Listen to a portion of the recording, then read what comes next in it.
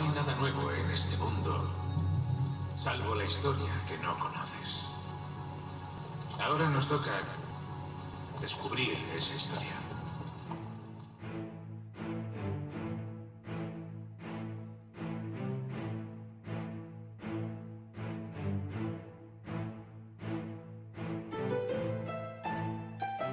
Desde Vitoria-Gasteiz, capital en el norte, saludos.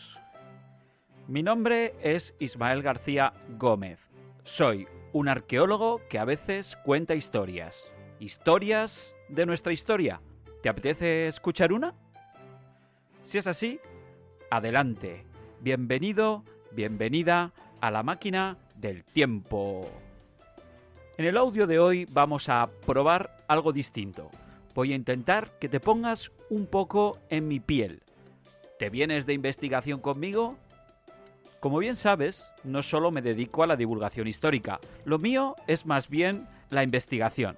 Unas veces en la excavación, otras ocasiones frente a los muros de un edificio histórico y no pocas hincando los codos en el archivo.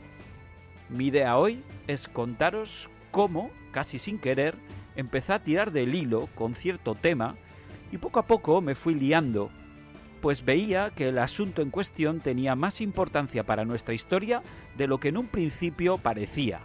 Porque verás, ¿tuvo la primitiva Gasteiz una figura simbólica en torno a la que articular su personalidad, su carácter como ciudad?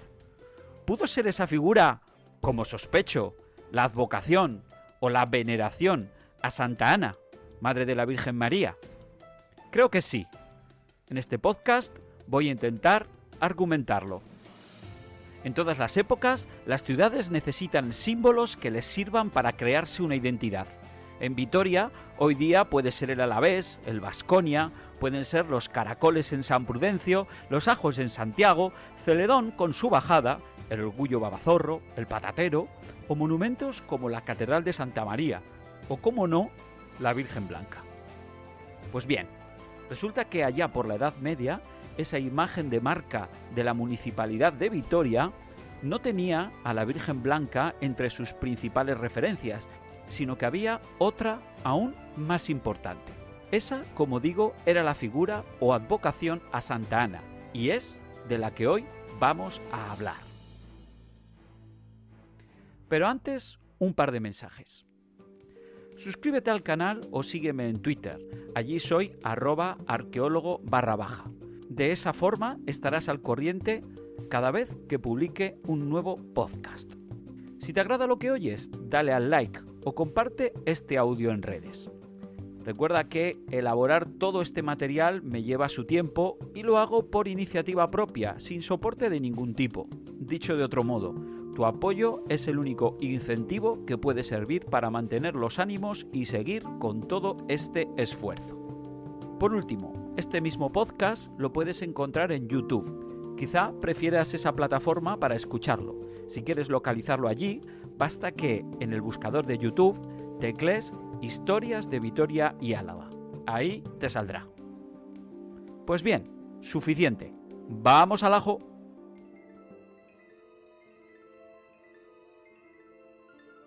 Fue Núñez de Cepeda quien primero llamó mi atención sobre el tema. Hace muchos años, leyendo una de sus principales obras, titulada Hospitales Vitorianos, encontré que decía: «Solo 2 días durante el curso del año, los moradores de Gasteiz y Vitoria se divertían clamorosamente». Esta escueta frase, en un principio, no me chocó. Pensé que esos 2 días serían los típicos, seguramente San Prudencio, La Blanca o quizás Santiago. Pero al seguir leyendo no pude evitar, y así, sorprenderme al ver cómo Cepeda se refería a los días 24 de junio, día de San Juan, y al 26 de julio, día de Santa Ana. Actualmente, San Juan sigue siendo una de las principales festividades en Vitoria, pero Santa Ana, hasta entonces no había oído ni leído nada parecido. Y desde luego, hoy día Santa Ana no es una festividad especialmente celebrada en nuestra ciudad. ¿Por qué mencionarla? A pesar de mi sorpresa, Cepeda lo dejaba bien claro en las siguientes líneas, sobre todo cuando recalcaba que Durante mucho tiempo, el Día de Santa Ana fue la fiesta principal de Vitoria, trasladada hoy al día 5 de agosto en honor a la Virgen Blanca. Esta afirmación me dejaba bastante descuadrado. ¿Cómo interpretar tales palabras? ¿Acaso estaban sugiriendo que Santa Ana fue la primitiva patrona de nuestra ciudad antes de que se popularizase el culto a la Virgen Blanca? Pues por ahí parece efectivamente que van los tiros. En fin, calculo que habrán pasado unos 20 años desde aquella primera lectura que me puso sobre la pista de Santa Ana. Tiempo suficiente para poder recabar más datos y estar en disposición de dar una respuesta más o menos razonable a tales interrogantes.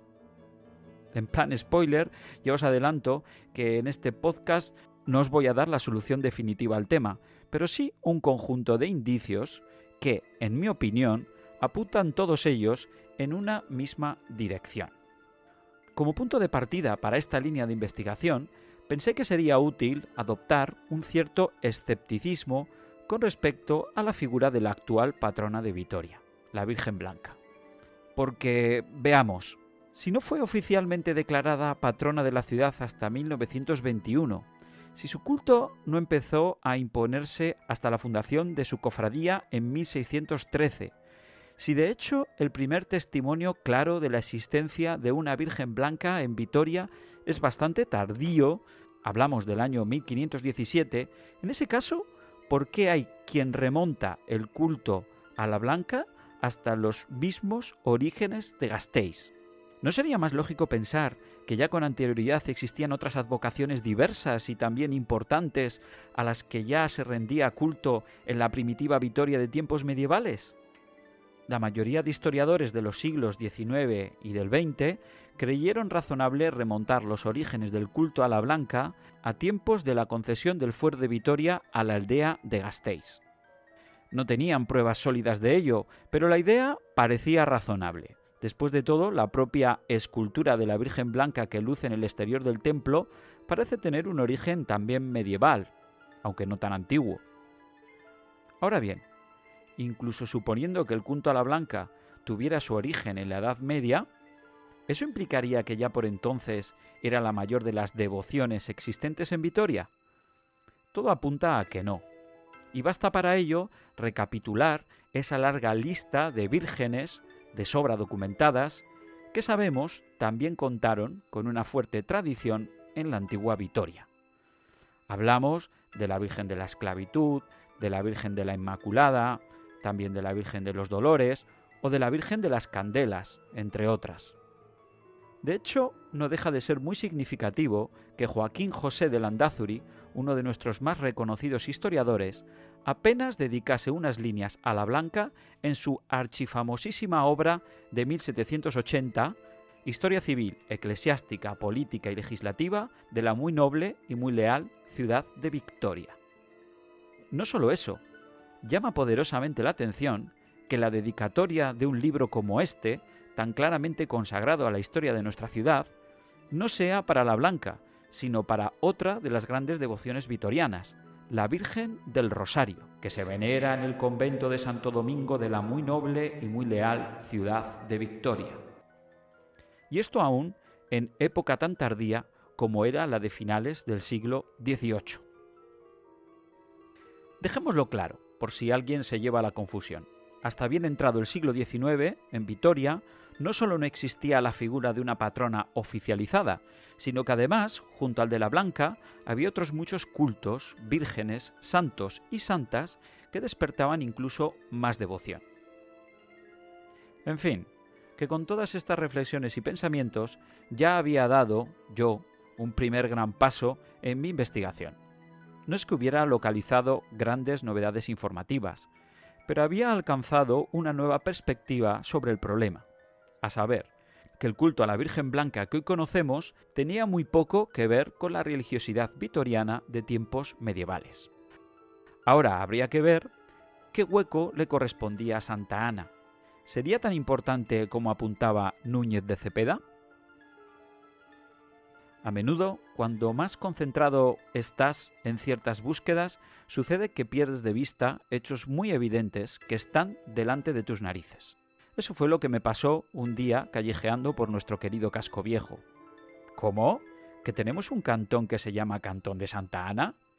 Ah, pues claro. ¿Ahora te enteras o qué?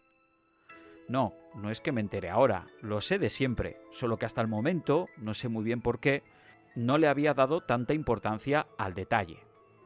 Sin más dilación me dirigí a Venancio del Val, a su clásico libro Calles Vitorianas. Y aunque no estaba muy convencido de poder encontrar nada relevante allí, algo encontré. Como digo, no hay nada como releer los viejos clásicos desde una nueva mentalidad o perspectiva. Pues bien, en el apartado correspondiente al Cantón de Santa Ana, encontré que el bueno de Venancio contaba lo siguiente. Arranca el cantón de este nombre en la calle de las Escuelas para concluir en la de San Vicente de Paúl. Su nombre lo recibió de la gran devoción que en Vitoria existió hacia la Madre de la Virgen María. A ella se le tuvo durante algún tiempo por patrona de la ciudad y en su honor se celebraban fiestas, aún conocidas en el siglo XVIII. De nuevo, no es que Venancio proporcionase datos novedosos, pero no dejaba de ser muy significativo que uno de los insignes de nuestra historia diera por buena aquella misma información que ya conocía gracias a Núñez de Cepeda. De algún modo, estaba refrendando que aquella antigua tradición sobre Santa Ana era algo sustancial y no meras especulaciones de un único investigador. Decidí insistir con la pista del cantón y seguir rebuscando, ahora entre las páginas del Onomasticon Vasconiae, concretamente entre las del número 27, el primer volumen de una serie dedicada por Euskaltzaindia a la toponimia del término municipal de Gasteiz, y que debemos a Enrique Kenner, Elena Martínez de Madina y sus colaboradores. En este caso, al buscar por la voz Santa Ana, localicé dos entradas. La primera se refería al cantón como tal. En ella se apuntaba cómo el nombre le fue adjudicado por el ayuntamiento en 1887. La segunda se refería al portal de Santa Ana. A lo que parece, el cantón heredó su nombre de otro que desde tiempo inmemorial recibía uno de los portales de entrada al primitivo recinto amurallado situado en todo lo alto de la colina de Gasteiz. Me refiero, para que nadie se pierda, a que antes que el cantón de Santa Ana existió allí mismo un portal de Santa Ana que daba acceso a las murallas de la villa de Suso. Es gracias a otro registro fechado en 1701 que podemos confirmar claramente que este portal de Santa Ana se encontraba en efecto donde podíamos presuponer. Escuchad lo que dice. Y otra casa con su huerta, sita en la villa de Suso de esta ciudad sobre el portal de Santa Ana, confinante a la muralla de dicha villa, cuya huerta alcanza a la callejuela y portal que bajan desde la dicha villa para la calle de la Cuchillería y Colegio Seminario. ¿Quizá hubiera una hornacina con la efigie de Santa Ana sobre el arco del portal de muralla? Puede ser, no podemos asegurarlo. Sin embargo, hay que decir que este tipo de hornacinas, situadas en las puertas de las murallas, son bastante habituales, como bien puede comprobarse en múltiples localidades. Sin salir de Álava, en La Guardia, encontramos algunos de los mejores ejemplos. ¿Y por qué? ¿Por qué están ahí? Pues bueno, porque la creencia popular era que de algún modo esos santos, santas y vírgenes constituían un refuerzo sobrenatural a las propias murallas.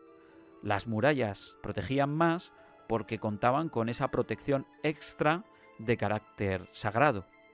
Asimismo, todos y todas aquellas que rezaban al salir o entrar, y estos eran obviamente lugares muy frecuentados por los que había que pasar sí o sí todos los días, también podían beneficiarse de esa protección sobrenatural.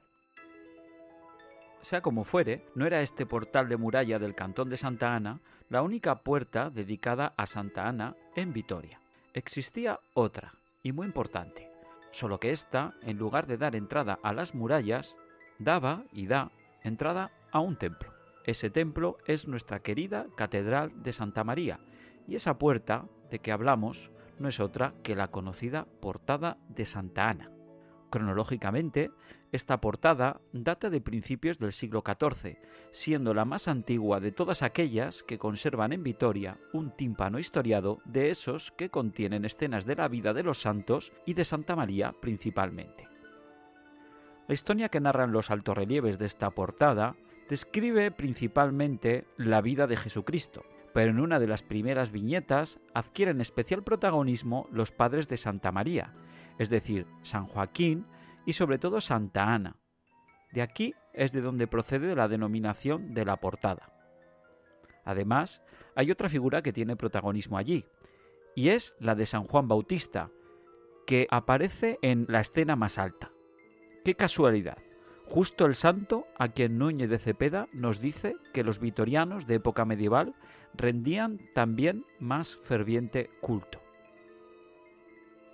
Así pues, según iba avanzando con la reunión de indicios sobre Santa Ana de Vitoria, cada vez quedaba más claro que la importancia de esta advocación en los primeros tiempos de nuestra ciudad debió ser notable. No puede ser casual que la portada monumental más antigua de Vitoria estuviera dedicada a Santa Ana y que esto se debiese a un capricho injustificado de quienes ordenaron su construcción. Por si os interesa ampliar conocimientos sobre el tema, todas estas ideas ya las dejé plasmadas en el texto de mi tesis doctoral, una tesis que, si queréis, podéis consultar ya que se publicó en 2017. Se titula Vitoria-Gasteiz y su Hinterland, evolución de un sistema urbano entre los siglos XI y XV.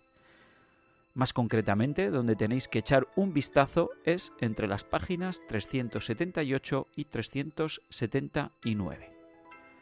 Allí es donde señalo también cómo esta portada de Santa Ana sirve de entrada a una parte de la catedral que aún hoy día conocemos como Capilla de Santa Ana, una de las capillas más antiguas e importantes dentro del templo, a su vez, más importante de nuestra ciudad. Pues bien, dentro de este oratorio se encuentran 3 sepulcros monumentales fechables también a principios del siglo XIV, donde fueron enterrados 3 hombres de un mismo linaje, el de los Íñiguez, un linaje fuertemente vinculado con el gobierno municipal, pues varios de sus miembros formaron parte del concejo de Vitoria. En definitiva, creo que es bastante claro que todo este conjunto compuesto por una capilla panteón y su correspondiente portada, ambas dedicadas a Santa Ana, lo mandaron construir una serie de personas, una familia concreta, que quiso manifestar bien a las claras ante el resto de la población y como muestra de poder su íntima relación con el gobierno de la ciudad. Y qué mejor forma de expresar ese estrecho vínculo con el poder municipal que dedicar su propia capilla panteón a Ana, la santa, acaso patrona, de la ciudad. Vais viendo, ¿no? Entre las páginas 256 y 259 de mi tesis hablo de otra capilla de Santa Ana. ¿Imagináis dónde se ubica? Es la iglesia más íntimamente relacionada con el concejo que gobernaba la ciudad, mucho más incluso que la propia catedral. Venga, pensad un poco, es fácil. ¿Alguien cae en la cuenta? Tic-tac, tic-tac, tic-tac. En fin, hablo por supuesto de la parroquia de San Miguel. Allí era donde año tras año, por indicación expresa del fuero de 1181, se producía el ritual de elección de los regidores municipales. La capilla de Santa Ana en San Miguel era donde tenían su panteón los miembros, mujeres y hombres, del linaje Pérez de Oñate, otro de los más fuertes en el gobierno de la ciudad, sobre todo a lo largo del siglo XV. De hecho, es allí donde estaba la tumba de Miguel Pérez de Oñate, una tumba que aún se conserva, aunque no en su lugar original, porque la primitiva capilla de Santa Ana fue derruida a finales del siglo XIX. El lugar que ocupaba esa capilla era uno de los más vistosos e importantes de San Miguel. Tanto es así que la propia cofradía de la Virgen Blanca, a lo largo de todo ese siglo XIX, pugnó por cambiar su antigua capilla de la Blanca por otra que estuviese en un lugar tan preeminente como el que ocupaba Santa Ana.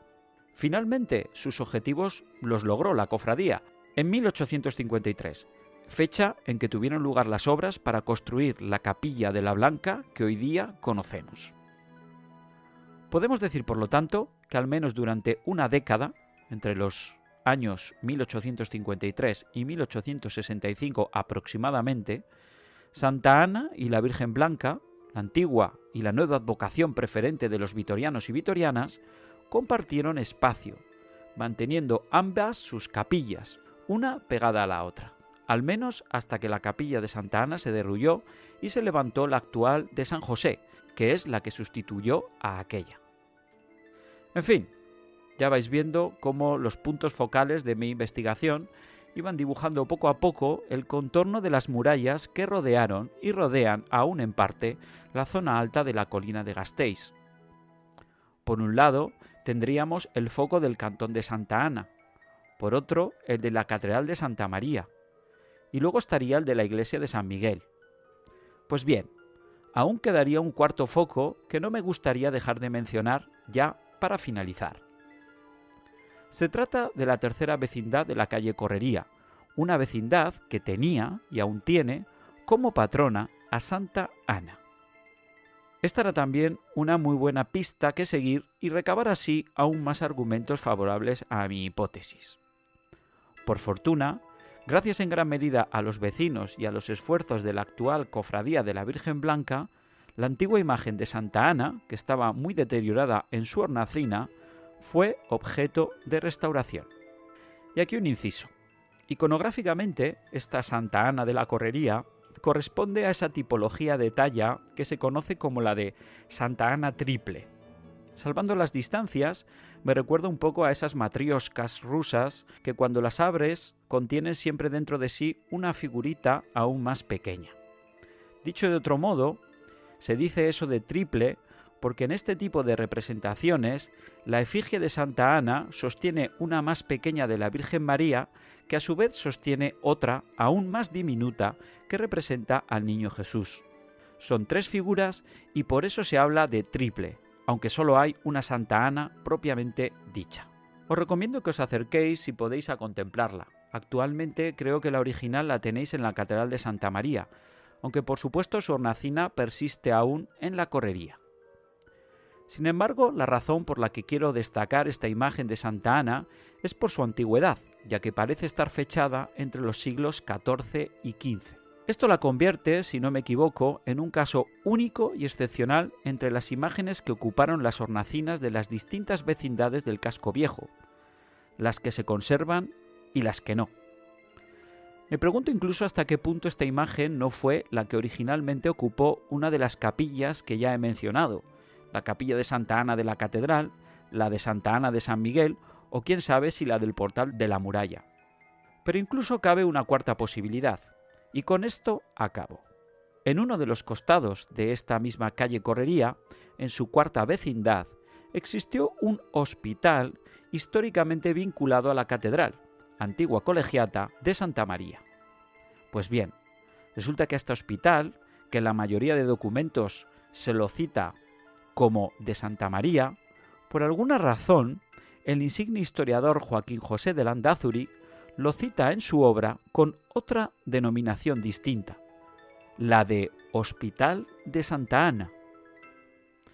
Casi todos los investigadores e investigadoras piensan que esa mención es solo un error, un lapsus de Landázuri.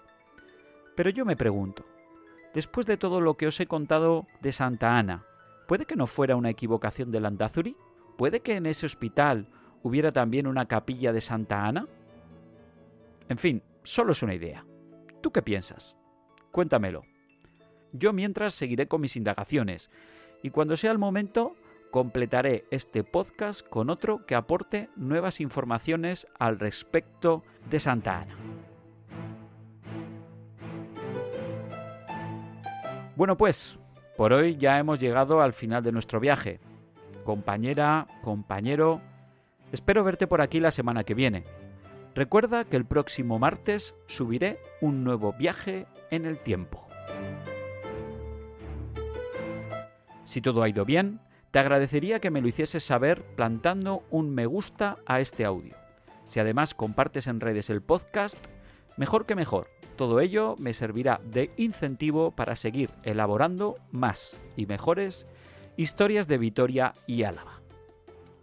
Recuerda que esta es una iniciativa que realizo sin apoyos y el confeccionar todo este material lleva su tiempo. Aunque solo sea moral, tu apoyo es importante para mí. Si quieres saber cuándo publico nuevos capítulos, suscríbete al canal o sígueme en Twitter. Allí soy @arqueólogo_. En fin, ha sido un placer. Nos vemos el próximo martes. Agur, agur.